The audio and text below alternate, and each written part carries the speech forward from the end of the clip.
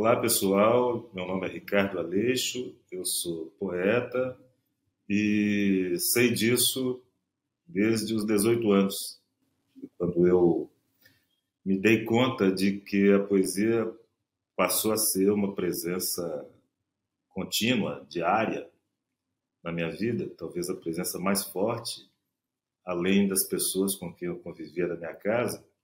Eu já passei a me definir como poeta. E é algo curioso, porque no tempo de escola, os 18 anos marcam a minha despedida dos bancos escolares. Eu vou falar sobre isso mais tarde. Quando eu estava no equivalente, no que é equivalente hoje ali a... Eu não sei nem como chama hoje, mas no tempo em que eu estudei, era o chamado ginásio. Tinha ali 14, 15, 16 anos. Aos 16 eu já estava no que é hoje equivalente ao ensino médio. Mas quando falava de poeta e de poesia na sala de aula, eu sempre pensava em gente morta. Eu falava um dos requisitos para ser poeta é ter morrido. Então nunca passou pela minha cabeça ser um poeta, embora, como todo mundo, eu tenha escrito muita coisa. Além de escrever como todo mundo escreve, quando está apaixonado, quando vive algum problema, alguma questão emocional mais forte, eu gostava muito de reescrever letras de música. Eu passava numa loja que tinha na minha cidade. Bom, tinha várias cidades, né? Lojas americanas. Eu ia para a sessão de música, era o tempo dos LPs, né? Dos vinis.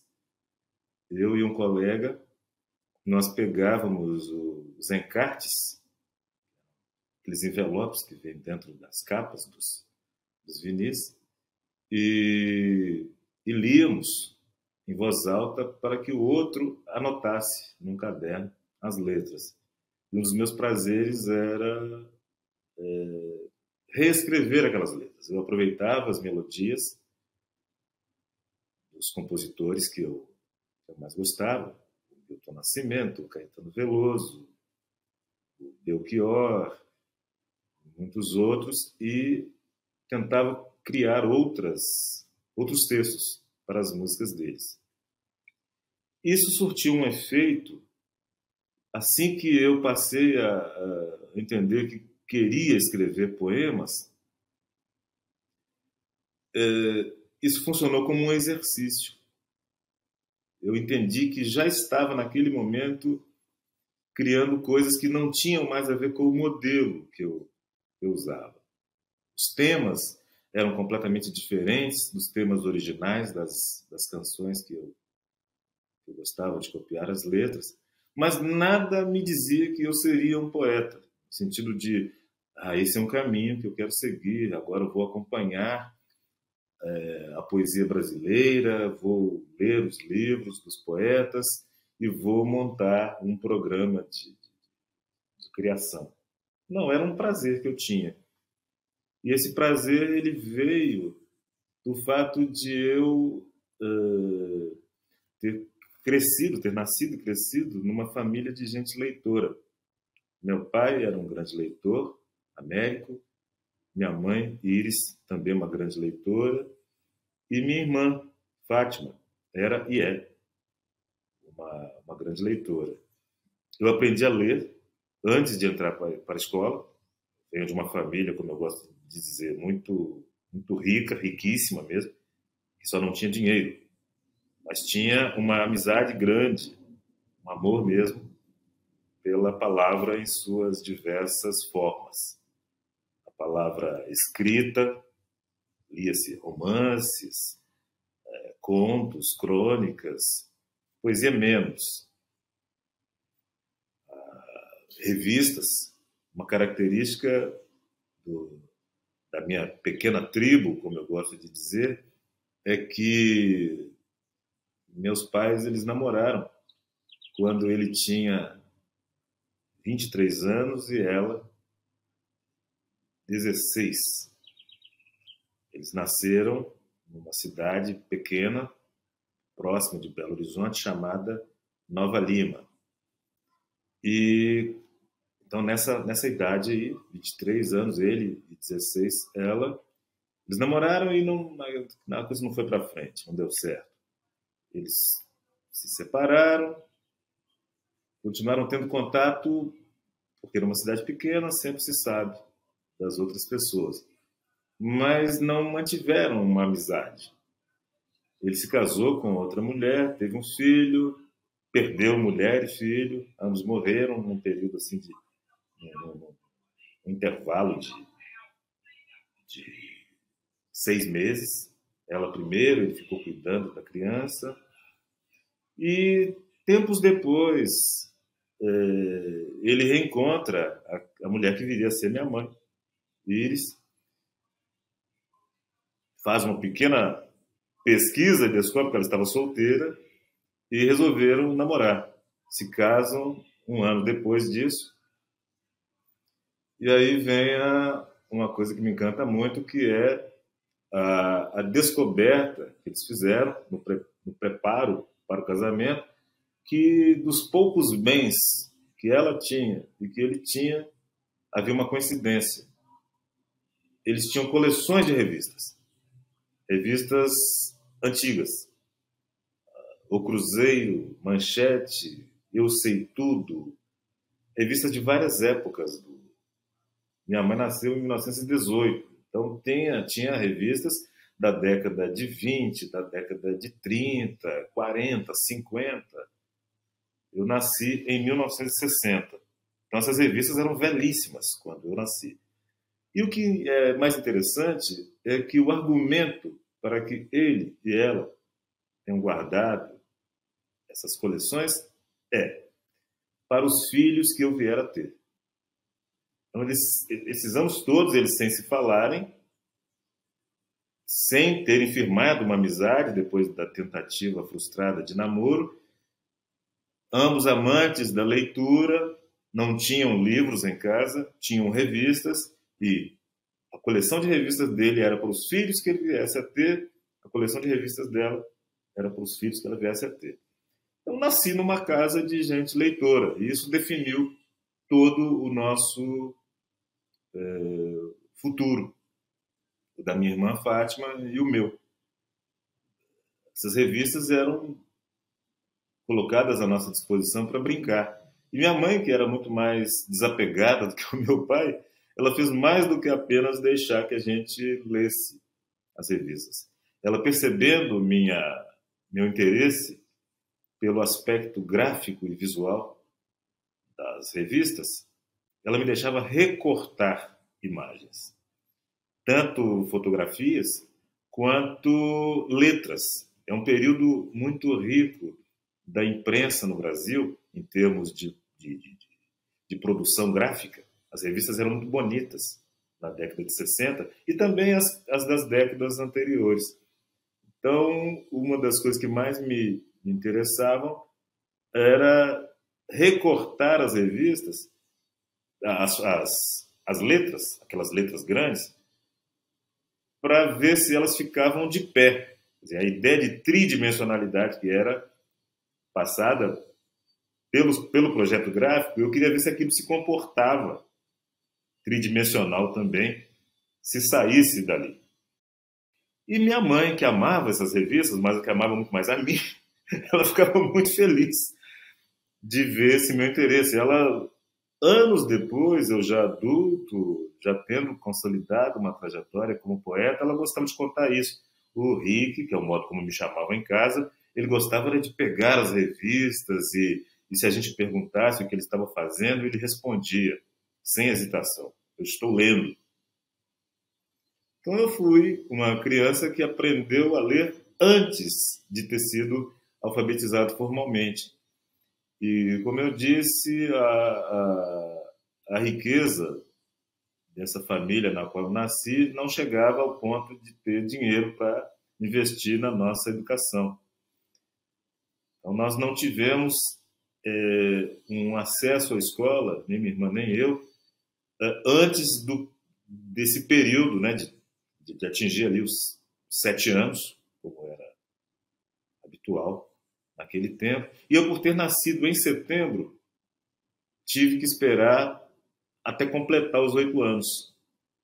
Mas eu já entrei alfabetizado, tanto alfabetizado nesse sentido, desse letramento básico, de ter um fascínio mesmo pelas letras, como também por já saber, já conhecer sílabas, já conseguir formar palavras pequenas, porque o meu pai ele comprou um quadro e resolveu ensinar minha irmã, meses antes de ela ir pela primeira vez para a escola. E como nós éramos muito apegados, eu aprendi junto com ela. Isso, essa formação do meu pai era, ao contrário da minha mãe, que era uma pessoa muito mais intuitiva e ligada a um jeito mais solto de viver e fazer as coisas, meu pai era um sujeito muito rigoroso. Tanto que isso aí de nos ensinar minha irmã e, e eu, o que ele chamava de primeiras letras, teve uma correspondência anos depois na forma como ele nos ensinou a ler em voz alta.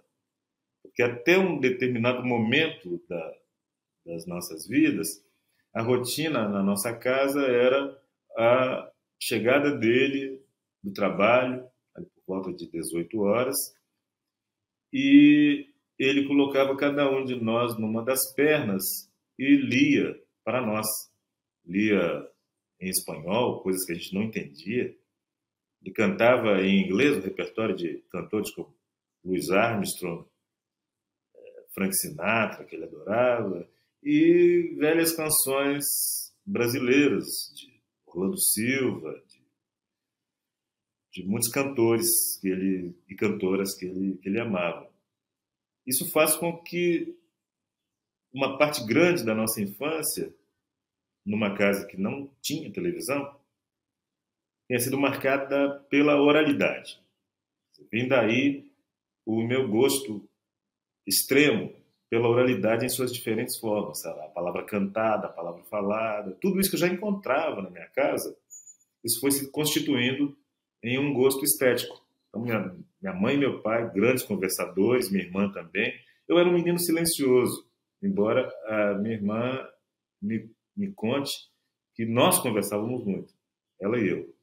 Me bastava escutar as conversas dos outros. E as pessoas, é muito curioso, eu acabei de fechar um livro, de entregar para a editora, todavia, o meu livro de memórias, são as memórias de escritor, período de formação inicial, e eu conto que a mim mesmo estranha essa imagem de eu ter sido um dia muito calado, porque eu ganho a vida hoje falando publicamente,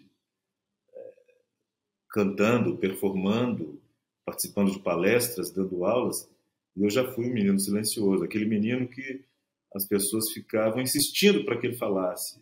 Mesmo o meu nome eu falava com pouco interesse. E me agradava mais escutar tudo, né? As conversas das pessoas, escutar música. E esse período a que eu fiz menção, quando meu pai chegava em casa e tinha essa rotina de contar histórias. Ele gostava muito de contar também casos da infância dele. Uma infância muito sofrida, porque marcada pela dificuldade, pelas dificuldades materiais e pela impossibilidade de estudar. Eu creio que essa impossibilidade, que marca também a infância, a adolescência e a juventude da minha mãe, contribuíram para fazer com que eles tivessem, desde sempre, como prioridade o esforço para que nós, minha irmã e eu, pudéssemos estudar, pudéssemos ter acesso a tudo aquilo que eles não tiveram. Quando eu falo de Américo e Izzy, meu pai e minha mãe, eu estou falando de duas das pessoas mais inteligentes que eu conheci. Pessoas que nos deram, fizeram com que o pouco que eles tinham, em termos de conhecimento formal, nos parecesse muito maior. Isso faz com que, ainda hoje, perto de completar 62 anos e tendo uma, uma, uma carreira profissional como pessoa das letras, eu sou um escritor, eu sou um pesquisador de literatura, a percepção que eu tenho é que o básico de que eu precisava para me tornar no que sou, me foi ensinado em casa. Minha mãe incentivando esse lado mais livre da criação. E meu pai com um rigor metodológico maior. Eu me lembro de quando entrou na nossa casa o primeiro livro. Como eu disse, só havia revistas. E o primeiro livro era mais que um livro apenas, era um livro em 3 volumes, chamado Paraíso Infantil. A palavra através da cor, do som e da imagem, era isso. E isso já diz muito daquilo que vai ser o meu caminho criativo no futuro, que é exatamente a exploração das camadas visual, sonora e verbal da palavra. Isso apareceu na minha casa, sem que meus pais tivessem grande conhecimento sobre isso que a gente hoje chama de interrelação dos códigos. Do código sonoro com o visual, com o verbal. Isso que vai gerar uma palavra muito importante para a poesia brasileira. Uma palavra criada pelo escritor irlandês James Joyce e que dá conta dessa tripla dimensão do signo verbal, que é verbi-voco-visual. Essa inter-relação entre as dimensões verbal, vocal, ou sonora, e visual. Isso tem um impacto muito grande sobre a minha sensibilidade, sem apontar, contudo, um caminho que eu desejasse explorar. Pelo menos conscientemente, eu não tinha nenhuma vontade de me ver como um poeta. Como eu já disse, eu achava que a condição para ser poeta era ter morrido. Porque nos livros, quando a gente vai para a escola, só nos apresentam poetas com cara de gente velha e que só pode ter morrido de tão velha que era. Eu fui mais um. Eu já ouvi outras pessoas, crianças, adolescentes e jovens, me falando que tiveram a mesma sensação. Isso recentemente. Então, me parece que um dos principais artifícios para afastar o pessoal mais jovem da poesia é passar essa impressão de que poesia é assunto de gente morta, não é nem de gente velha, é assunto de gente morta. Quando é exatamente o contrário. Eu, que sou pai, que tenho uma filha de 27 anos, Iná, uma de 19 anos, Flora, e um garoto que completa 10 dentro de alguns meses, Ravi, eu sei e posso afirmar que toda criança é poeta. Poeta não no sentido necessariamente de fazer versos, de escrever poemas, mas de ter um olhar para a vida e o mundo poético. Quem é que não se lembra de um tempo em que gostava de inventar cantigas? Uma cantiga para o gatinho, para o cachorro, para o passarinho, para a madrinha, para a mãe, para o pai. Isso tudo que vai sendo eliminado conforme a gente cresce. Quem é que, tendo chegado na adolescência, não tinha também, não passou a ter um caderno onde anotava, fazia diário, anotava as coisas que encantavam ou que aborreciam, e, em meio a tudo isso, anotava um ou outro versinho. Um versinho de amor, um versinho de desencanto. Então, voltando à minha infância, um momento muito significativo, que é esse da entrada desses 3 livros da coleção Paraíso Infantil na minha casa, é que o meu pai ele muda o método de, de ensino, vamos dizer assim. Ao invés de continuar a ler para nós, de cantar e de contar casos, ele passa a pedir que nós lêssemos em voz alta para ele. Então, a única lição, as únicas lições de oratória que eu tive na vida foram dadas pelo meu pai. Tudo mais que eu estudei, depois de ter crescido, foi como decorrência dessas primeiras lições que ele nos deu. E ele era um mestre muitíssimo rigoroso. Era aquela pessoa que dizia assim: leia mais devagar, coloque mais sentimento, você está gesticulando muito, está gritando, está muito baixo. Ele tinha uma percepção daquilo que passou a ser uma das características da arte que eu faço hoje, que é a máxima atenção a esses aspectos que eu chamo de infraestruturais.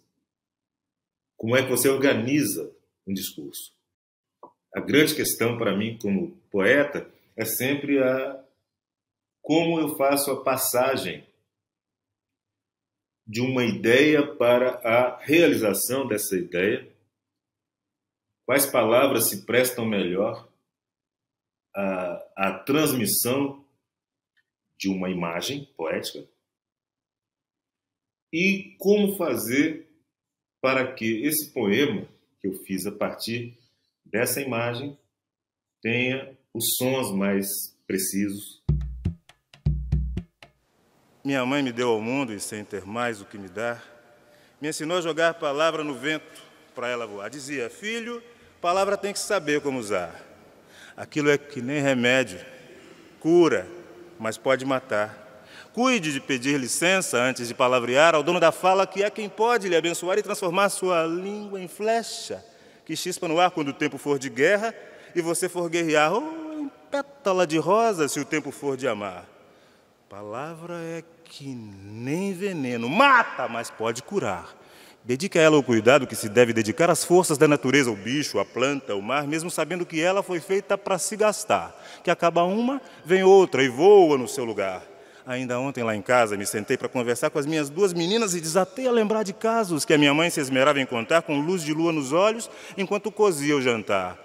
Não era bem pelo assunto que eu gostava de escutar aquela voz que nasceu com o dom de se desdobrar em vozes de outras eras que tornaram a pulsar sempre que alguém, no vento, uma palavra jogar. Gostava era de ver a voz dela inventar mundos inteiros sem quase nem parar para respirar e ganhar corpo e fazer minha cabeça rodar como roda ainda hoje quando, para me sustentar, eu jogo palavra no vento, eu jogo palavra no vento, eu jogo palavra no vento e fico vendo ela voar.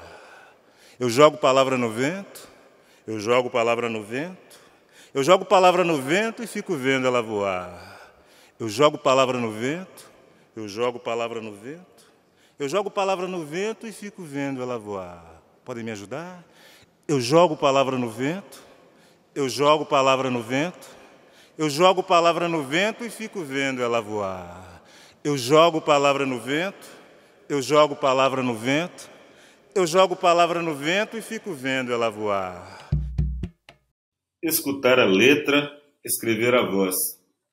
Quando eu fui convidado pela professora e poeta Marise Hansen a formular uma proposta de curso, eu logo pensei nessas duas frases, porque elas representam a síntese, vamos dizer assim, do que é o meu processo criativo como poeta.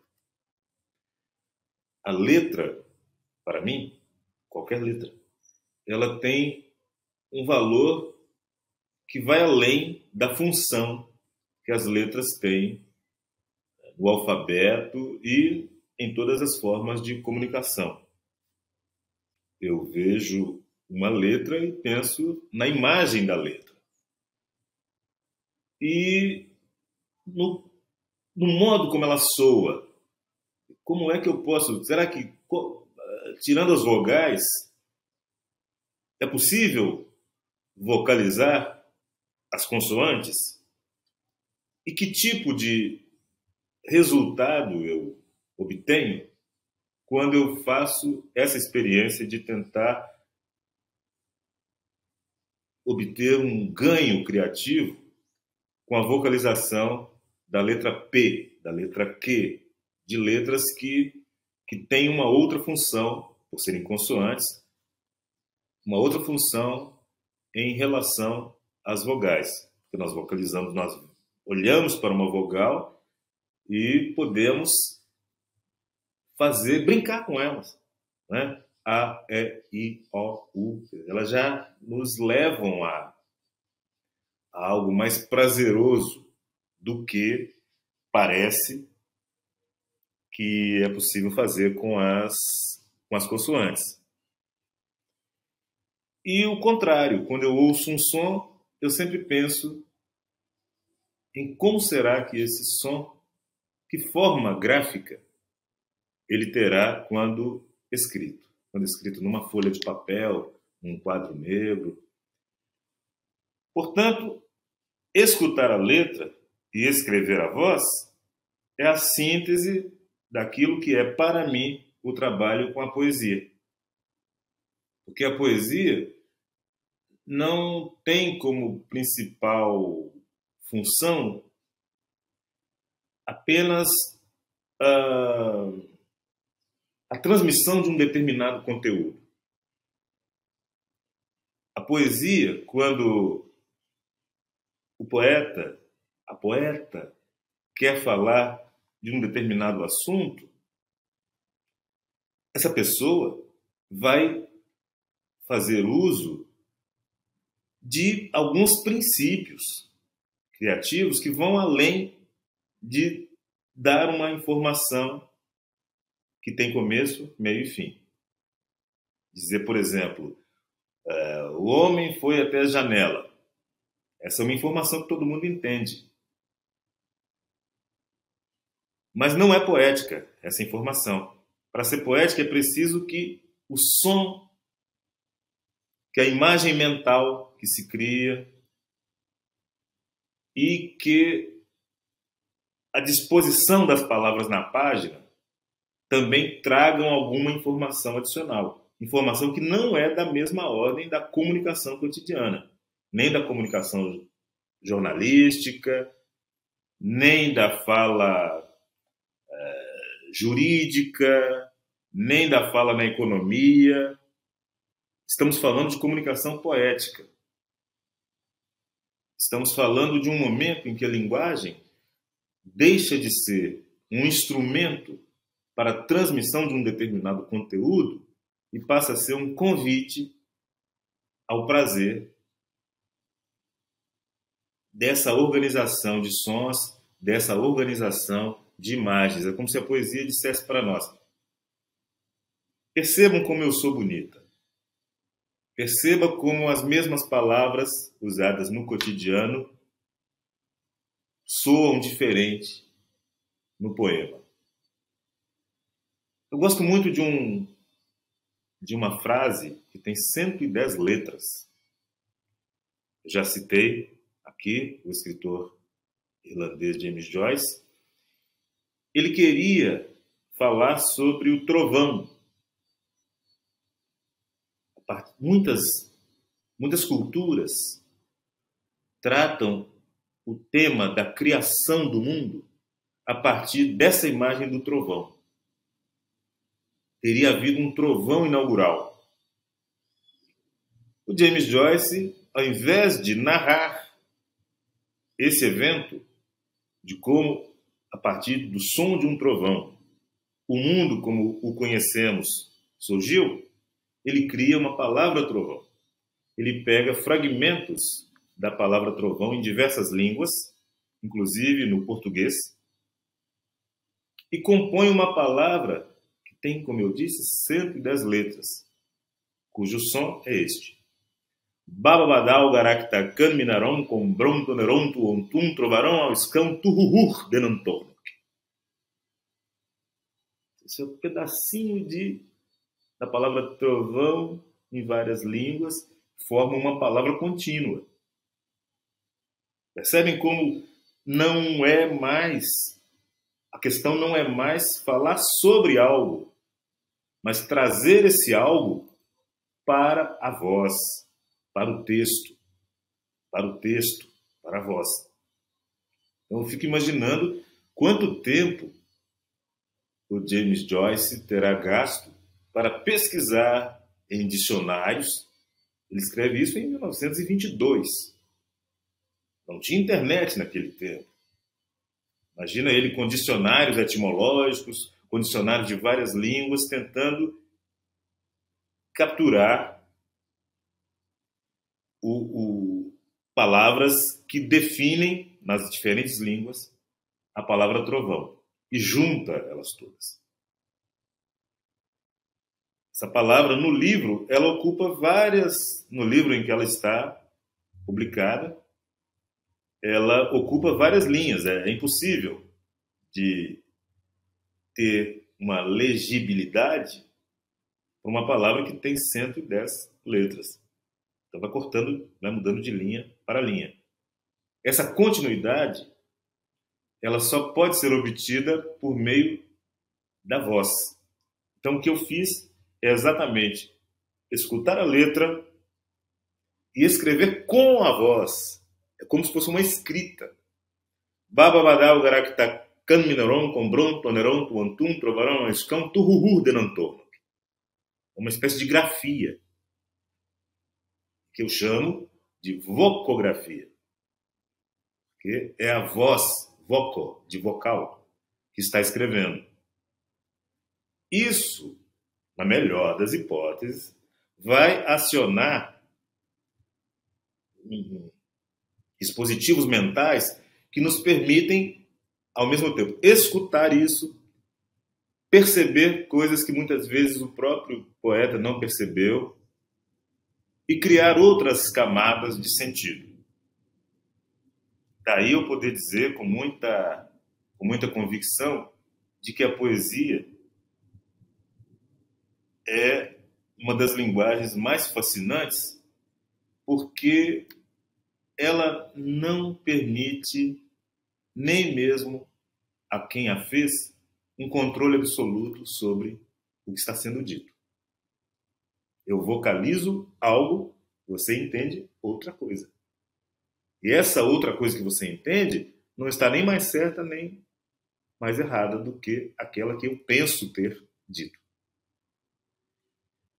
Um outro escritor e poeta, francês Paul Valéry, dá uma ótima definição de poesia, que tem a ver também com o título do nosso curso, Escutar a Letra, Escrever a Voz. Ele fala que poesia é a permanente hesitação entre som e sentido. O que nos interessa na poesia, de acordo com Valéry, não é exatamente ter compreendido tudo o que o poeta disse, mas a ambiguidade. Será que é isso mesmo? Não será que é uma outra coisa? Não será que são as duas coisas ao mesmo tempo? Um exemplo na minha própria obra de utilização de palavras muito corriqueiras, cotidianas, em termos de transformação delas em poesia, é o poema Mecânica Popular, que está no meu livro mais recente, que é o Extra Quadro, lançado no ano passado, e que é fruto da escuta de um trecho de conversa entre duas mulheres no meu bairro, Campo Alegre. Eu passei e escutei as mulheres conversando sobre o marido de uma delas. Não, eu só peguei o seguinte trecho. Ele foi muito homem. Mas o tom com que isso era dito, não escutei mais nada. Nem o que veio antes, nem o que veio depois. E também não era o meu objetivo escutar conversa alheia. Mas o modo como isso foi dito ficou na minha cabeça, como se fosse uma música. Ele foi muito homem. Tinha um gesto que acompanhava. Aí eu resolvi fazer um poema que tratava não desse assunto, mas do modo enfático com que essa mulher falava de uma tomada de decisão. Parece que ela decidiu algo a respeito desse homem a partir da postura dele. Ele foi muito homem. Eu nunca vou saber o que é ser muito homem naquele contexto. Mas o modo enfático com que ela disse participou do meu processo de criação disto aqui, que chama-se mecânica popular. Eu dava muita explicação demais. Hoje eu parei. Não dou mais não. Nem. Eu gosto de fazer as repetições. Eu dava muita explicação demais. Hoje eu parei. Não dou mais não. Nem. E quanto mais se repete, mais próximo vai ficando da música. Percebam. Eu dava muita explicação demais. Eu dava muita explicação demais. Eu dava muita explicação demais. Hoje eu parei. Não dou mais não. Nem. Hoje eu parei. Não dou mais não. Nem. Acertou quem pensou no rap. Acertou quem pensou no funk. Acertou quem pensou no samba. Acertou quem pensou em qualquer dos gêneros musicais que nós chamamos de música negra. Eles todos estão muito conectados a esse trânsito entre a fala cotidiana, entre os assuntos do dia a dia e o que a gente chama de poesia.